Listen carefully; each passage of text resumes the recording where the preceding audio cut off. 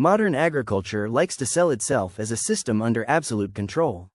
Soil sensors, yield maps, genetically optimized seeds, fertilizers calculated by the kilogram, and pesticides applied to the square centimeter.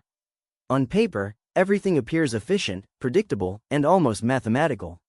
But it is precisely this sense of control that hides the structural fragility of the current agricultural system. Never has so much food been produced per hectare, yet paradoxically, never has the system been so vulnerable to external shocks. For decades, increased productivity was treated as a synonym for evolution. More technology meant less risk. More inputs meant more stability. Increased dependence on technological packages was viewed as professionalization. The problem is that the system did not evolve to be resilient, but rather to be dependent. Every added layer of efficiency brought with it a new layer of invisible fragility. The modern farmer no longer depends solely on the weather. He depends on international fertilizer prices, port logistics, exchange rates, credit availability, harvester software updates, authorized technical assistance, environmental policy, geopolitical stability, and the predictability of global chains that he does not control. The field has become the final link in a long, complex, and extremely sensitive chain. This fragility does not appear in normal years, it explodes in bad years. A prolonged drought, a war on the other side of the planet, a logistics breakdown, a sudden spike in input costs, or an unexpected regulatory restriction. When this happens, the system doesn't bend, it breaks. And it breaks fast. The dominant discourse ignores this because it relies on historical averages. Average productivity is rising, so everything seems to be working. But averages hide extremes, and it is in the extremes that fragility reveals itself. Modern agriculture is excellent in good years and brutally punitive in bad ones. This is the opposite of resilience. There is also a dangerous conceptual confusion between efficiency and robustness. An efficient system is one that produces more with fewer resources under ideal conditions. A robust system is one that continues to function when conditions cease to be ideal. Current agriculture has maximized efficiency and sacrificed robustness. Every percentage point of extra productivity was bought at the cost of more external dependence. The soil, which should be the central element of the system, has been reduced to a chemical substrate. Biology was treated as a secondary variable. Physical structure was neglected. Organic matter became a minor detail. All of this because soluble fertilizers solve the problem in the short term. However, short-term solutions accumulate long-term problems. And the long term has arrived. When the natural fertility of the soil drops, the response is not to regenerate, but to compensate. More inputs, more cost, more risk. The system enters a spiral where producing less is not an option, because fixed costs remain. The farmer needs to extract more and more from a system that is increasingly exhausted. At the same time, practical knowledge has been outsourced. Decisions that were once based on field observation now depend on reports, prescriptions, and standardized recommendations. This is not necessarily bad, but it creates a dangerous distance between the producer and the ecosystem where they produce. When the system fails, there is a lack of repertoire to react. The dominant narrative says that the future of agriculture is more technology, more automation, more data. But data does not create resilience on its own. Technology does not fix a poorly designed system. It only makes it fail more expensively and more quickly. The fragility of modern agriculture is not an accident. It is a direct consequence of choices made over decades, choices that prioritized scale over balance, volume over stability, and the short term over real sustainability. The system works until the day it doesn't anymore. And when it stops working, it isn't a small breakdown. It is a systemic failure. This is the core of the problem. And it is only the beginning. Modern farming does not start in the field anymore. It starts on a spreadsheet. Before a single seed touches the soil, the entire season is already financially committed. Fertilizers, seeds, pesticides, fuel, machinery leasing, software licenses, insurance, and labor are negotiated months in advance, often before the farmer has any real signal of how the climate will behave or how markets will move. This upfront commitment is sold as planning. In reality, it is a structural trap. The modern agricultural system is built on external inputs. High-yield seeds demand precise fertilization. Fertilization demands stable global supply chains. Crop protection depends on complex chemical manufacturing. Machinery relies on imported components, proprietary software, and authorized maintenance networks. None of these elements are under the farmer's control. Yet the farmer carries the risk of all of them. In theory, Higher productivity should reduce risk. In practice, it increases exposure. The more optimized the system becomes, the less tolerance it has for disruption. If fertilizer prices double, the system does not adapt. It absorbs the shock. If logistics fail, planting windows are missed. If credit tightens, production does not pause. It collapses. Credit is presented as a tool for growth, but in modern farming it has become a condition for survival. Very few operations can self-finance an entire season. Credit is not used to expand cautiously. It is used to maintain baseline production. This is a critical distinction. When credit becomes mandatory rather than strategic, the system loses flexibility. The farmer is no longer choosing inputs based purely on agronomic logic. Choices are filtered through financing availability, bundled contracts, future sales agreements, and risk hedging mechanisms. The crop is often sold before it exists. The margin is defined before the harvest. At that point, the farm is no longer an adaptive biological system. It is a leveraged financial position exposed to weather. This dependency creates a dangerous asymmetry. Input suppliers, financial institutions, and traders operate with diversification and scale. The farmer operates with concentration. One region, one climate pattern, a limited crop rotation. When volatility hits, upstream actors adjust portfolios. The farmer absorbs the loss. The narrative says this is efficiency. Fewer uncertainties, better planning, optimized logistics. But what actually happened is the transfer of systemic risk downstream. The agricultural system externalized uncertainty onto the producer while internalizing profit elsewhere. This model works exceptionally well in stable conditions. That is why it expanded so rapidly. But stability is no longer the baseline. Climate variability, geopolitical shocks, energy price swings, and regulatory pressure have turned volatility into the norm. A system designed for stability becomes fragile when instability is constant. Another layer of fragility comes from standardization. Modern inputs are designed for average conditions, average soils, average rainfall, average management, but farms do not operate in averages. They operate in extremes. When everything is calibrated for the mean, extremes break the system. The dependence on a narrow range of genetic materials amplifies this effect. Yield-focused breeding has delivered impressive gains, but often at the cost of resilience. Crops optimized for high-input environments tend to perform poorly under stress.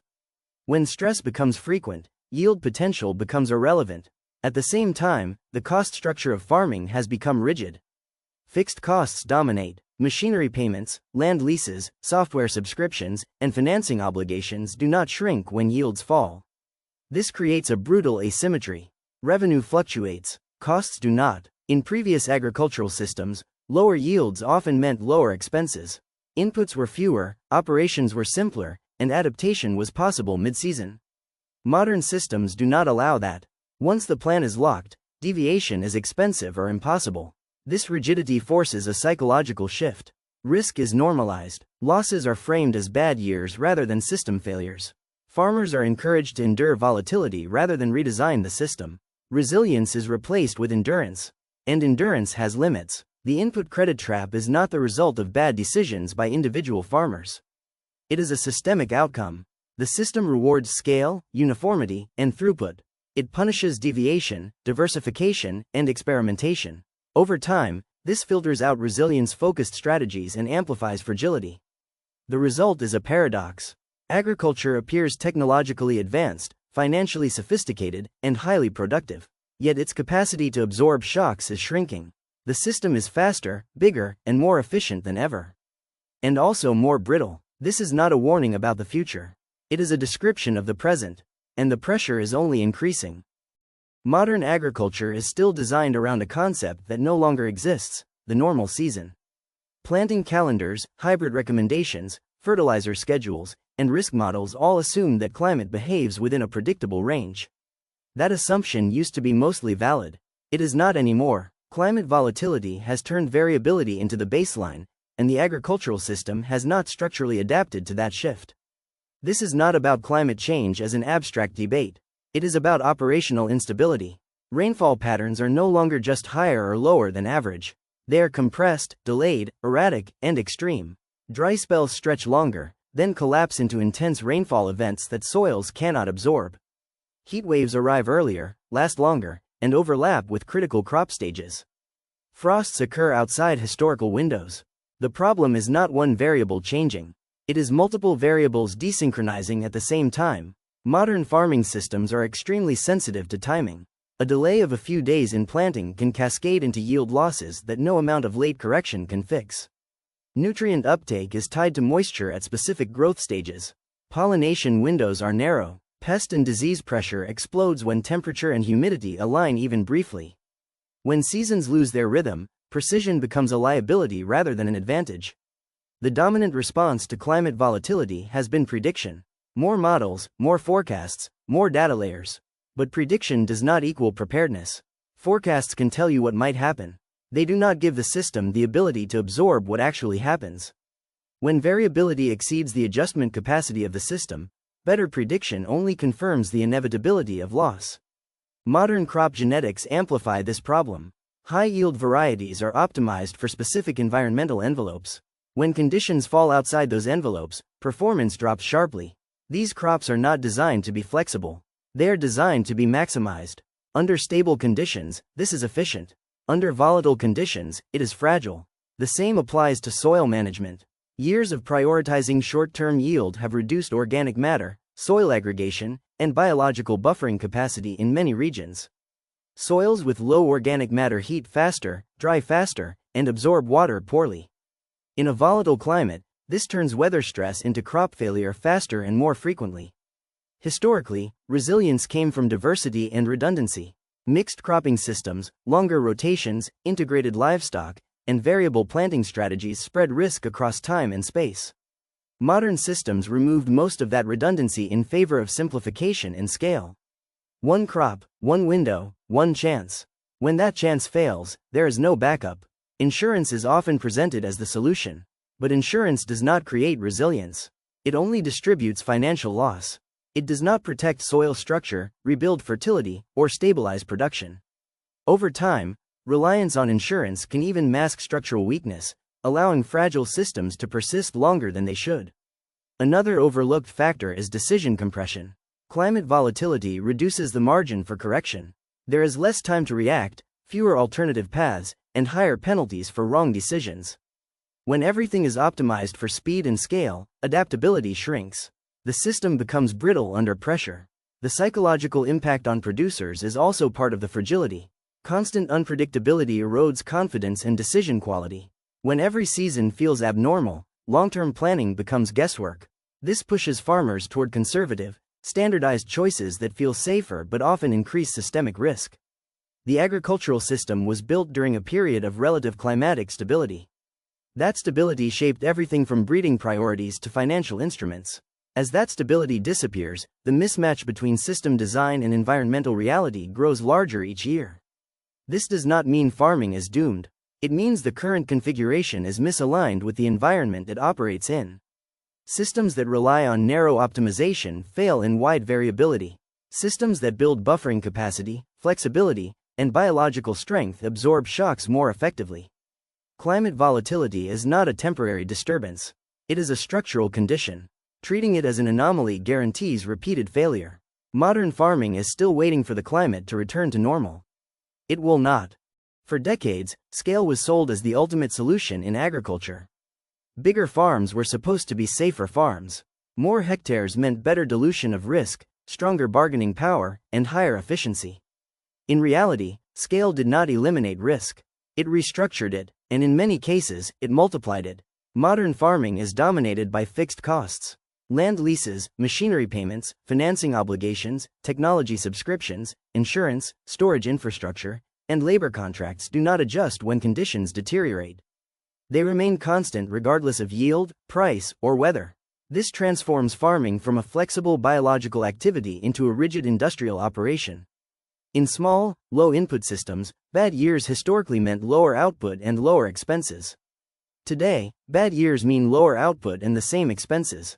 The financial asymmetry is brutal. Revenue fluctuates, costs do not. Scale amplifies this imbalance. The larger the operation, the higher the absolute exposure. Scale also narrows strategic options. Large operations require uniformity to function efficiently. Crop diversity complicates logistics. Variable planting dates strain machinery scheduling. Mixed systems reduce throughput. As a result, Scale incentivizes simplification, even when simplification increases vulnerability. The promise was that scale would increase negotiating power. In practice, global input markets do not negotiate with individual farms, regardless of size. Fertilizer prices, fuel costs, and machinery pricing are set upstream. Farmers operate as price takers.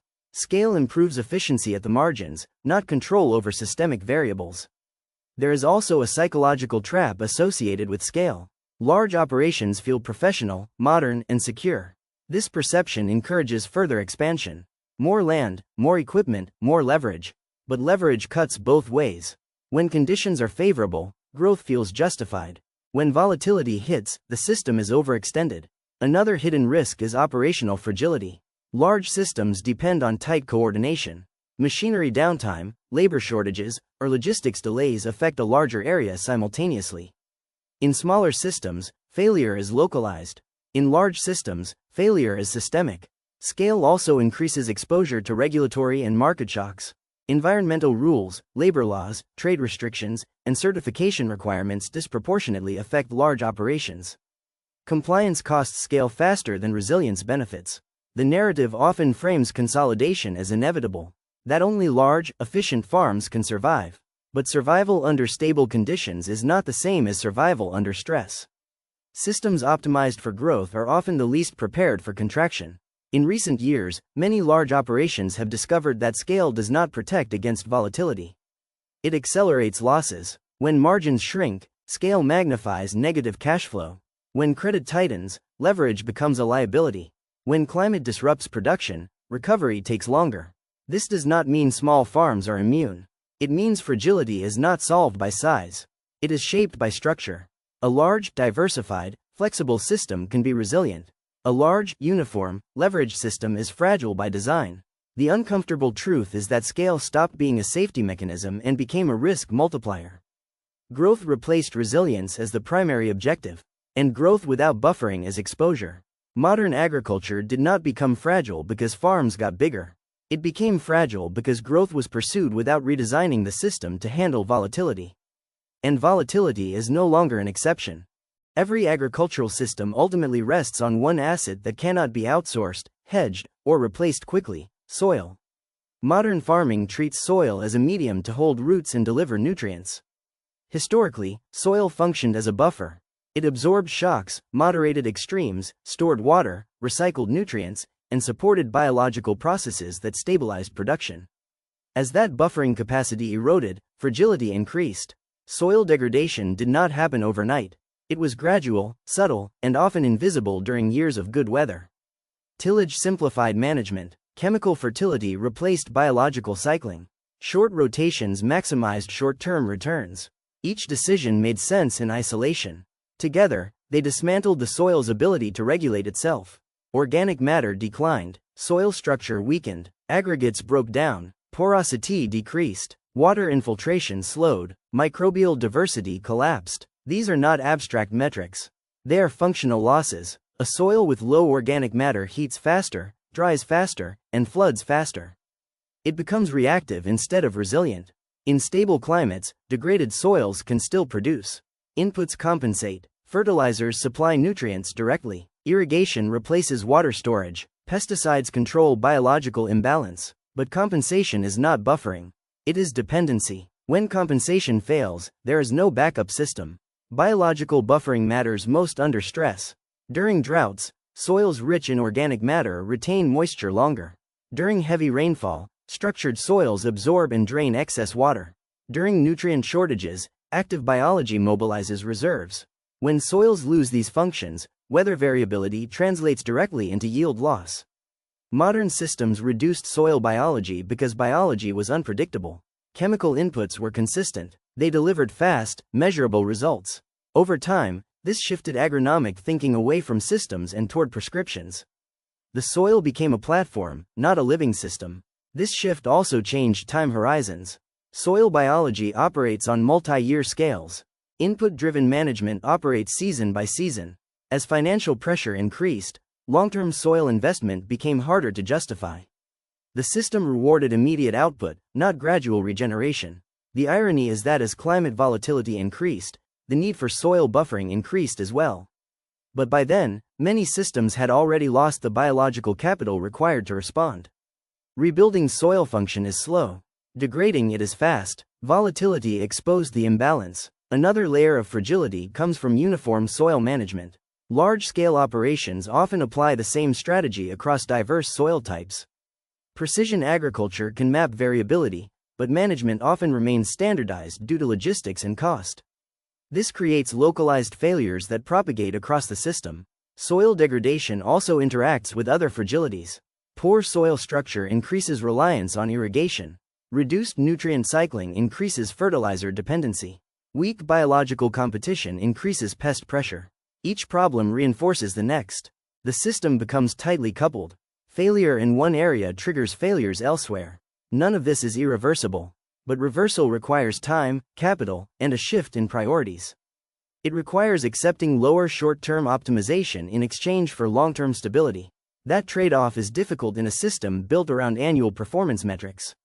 Modern agriculture often speaks about sustainability, but sustainability without buffering is branding.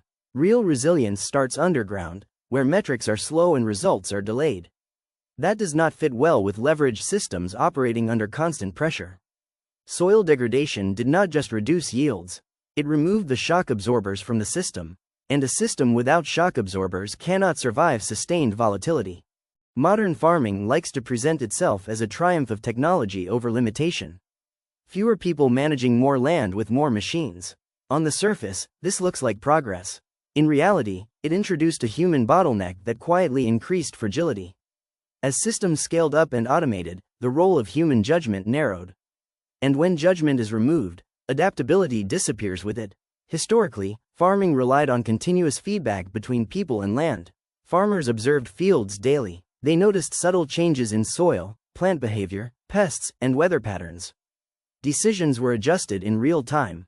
This was not romantic intuition. It was experiential intelligence built through repetition and consequence.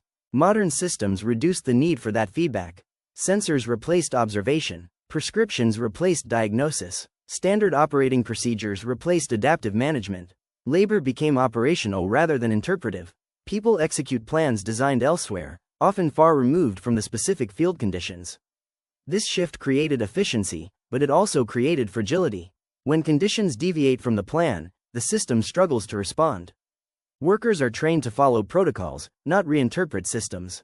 When something unexpected happens, there is hesitation, escalation, delay. Time is lost, windows close. Labor availability itself has become a constraint. Modern farms depend on fewer, more specialized workers. Losing one key operator during planting or harvest can disrupt large areas. Knowledge concentration increases risk. Redundancy decreases. When people leave, retire, or burn out, their experience leaves with them. At the same time, entry barriers to farming increased. High capital requirements and complex systems discourage new entrants. Knowledge transmission slows. Farming becomes less of a craft and more of a managed process. This reduces innovation at the ground level. Decision-making has also been externalized. Input suppliers, consultants, and digital platforms increasingly shape agronomic choices. This creates dependency. When recommendations fail, responsibility is diffuse. Learning loops break. Mistakes are repeated because ownership of decisions is unclear. Another issue is cognitive overload. Modern farmers are expected to be agronomists, mechanics, financiers, data analysts, and compliance officers simultaneously. This fragmentation reduces deep system understanding. Attention is spent managing complexity rather than interpreting ecosystems. Stress compounds the problem. Constant volatility, financial pressure, and operational intensity reduce risk tolerance. Under stress, people default to familiar practices. Innovation declines. Adaptation slows. The system becomes rigid not because change is impossible, but because the human capacity to absorb change is exhausted. Technology was supposed to reduce labor pressure. In many cases, it replaced physical work with cognitive load. Monitoring dashboards, managing alerts, updating software, and troubleshooting systems consume time and attention. When everything demands focus, nothing receives it fully. The loss of adaptive skill is not easily visible in yield data. Crops can still perform well under favorable conditions. Fragility appears when conditions deviate sharply. In those moments, systems rely on human judgment. And that judgment has been systematically devalued. Resilient systems require people who can improvise, interpret, and respond under uncertainty. Modern farming optimized for execution, not improvisation. It trains operators, not systems thinkers. The result is a paradox. Agriculture became more advanced, but less adaptable. More precise, but less flexible. More efficient, but more dependent on a narrow set of human competencies. When stress accumulates across climate, markets, and biology, the human layer becomes the limiting factor. And that layer is thinner than it appears. Modern agriculture does not fail because of one problem. It fails because many small problems are tightly linked. The system is highly coupled. Changes in one area propagate rapidly through the entire operation. This is efficient under stable conditions and dangerous under stress. Tight coupling means there is little slack. Planting depends on precise timing. Input delivery depends on logistics. Financing depends on yield projections. Labor depends on machinery availability. Software depends on connectivity. When one link weakens, others follow. There is no buffer zone. Historically, agricultural systems were loosely coupled. Delays in one area did not immediately disrupt the entire cycle. Crops were diverse. Planting windows were wider. Inputs were flexible. Labor was abundant. Failures were absorbed locally. Optimization culture eliminated that slack. Everything was streamlined. Redundancy was labeled inefficiency. Diversity was seen as complexity. Inventory was minimized. Time margins were compressed. This produced impressive performance metrics. It also removed shock absorbers. A tightly coupled system does not degrade gradually. It fails abruptly. There is little warning and limited recovery time. Yield does not decline slowly. It drops. Cash flow does not tighten progressively. It snaps. This fragility is not obvious in year-to-year averages. It emerges during compound stress. A delayed planting combined with heat stress, input price spikes, and labor shortages can overwhelm even well-managed operations. Each factor alone is manageable. Together, they exceed the system's capacity. Another consequence of tight coupling is synchronization. When many farms operate under similar models, failures become correlated. Regional shocks affect entire sectors simultaneously. This increases systemic risk beyond individual farms. Markets amplify this effect. When production drops across regions, prices spike. Input costs rise. Credit tightens. Volatility feeds back into the system. What begins as an agronomic issue becomes a financial one. The problem is not that agriculture is complex. It always was. The problem is that complexity was reduced in form but increased in dependency. Systems were simplified at the field level but entangled at the systemic level. Loose coupling allows adaptation. Tight coupling demands perfection. Perfection is not compatible with biological systems operating under variable climates. This is the core contradiction of modern farming. It seeks industrial predictability from ecological processes. When predictability fails, the system has no graceful mode of degradation. Resilient systems fail slowly. Fragile systems fail fast. Modern agriculture was engineered to perform, not to survive disruption. And disruption is no longer rare. There is a common mistake when criticizing modern agriculture. The assumption that the alternative must be a return to the past. That productivity and resilience are mutually exclusive. This is a false choice. The problem is not technology, scale, or efficiency. It is how systems are designed and what they are optimized for. Resilience is not about rejecting modern tools. It is about redesigning systems to tolerate uncertainty. That starts with reintroducing buffering capacity at multiple levels: biological, operational, financial, and human. At the soil level, this means rebuilding organic matter, structure, and biological activity. Not as ideology, but as risk management. Soils with higher biological function reduce dependence on external inputs and increase tolerance to climate extremes. This is not immediate, it is slow, but it compounds. At the cropping level, resilience comes from diversity and temporal spread. Longer rotations, cover crops, and functional diversity reduce synchronization of risk. They make failure less correlated. Yield ceilings may be slightly lower in perfect conditions. Yield floors are much higher in bad ones. Over time, floors matter more than ceilings. Operationally, resilience requires slack, wider planting windows, redundant machinery capacity, backup logistics. These look inefficient on paper. In reality, they are insurance against collapse. Systems with slack adapt, systems without it break. Financial resilience means reducing mandatory leverage. Credit should expand optionality, not eliminate it. Lower break-even points increase survival probability under volatility. Cash flow flexibility is as important as yield. Technological resilience means using tools that increase choice, not lock in. Decision support should inform, not dictate. Automation should assist, not replace judgment. Data should be interpreted locally, not applied universally. Human resilience requires reinvesting in skill, observation, and learning loops. Adaptive capacity lives in people. Systems that suppress learning for efficiency lose the ability to respond when conditions change. None of this is radical. It is design thinking applied to agriculture. High-performance systems in aviation, medicine, and engineering all prioritize redundancy and failure tolerance. Agriculture removed those principles in pursuit of efficiency. The transition is not easy.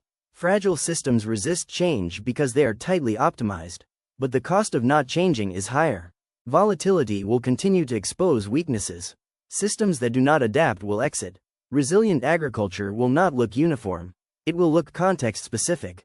Messier, less optimized on spreadsheets, more stable over time. Productivity is not abandoned, it is reframed. The goal shifts from maximizing output in ideal years to maintaining function in bad ones. That is not regression, that is maturity.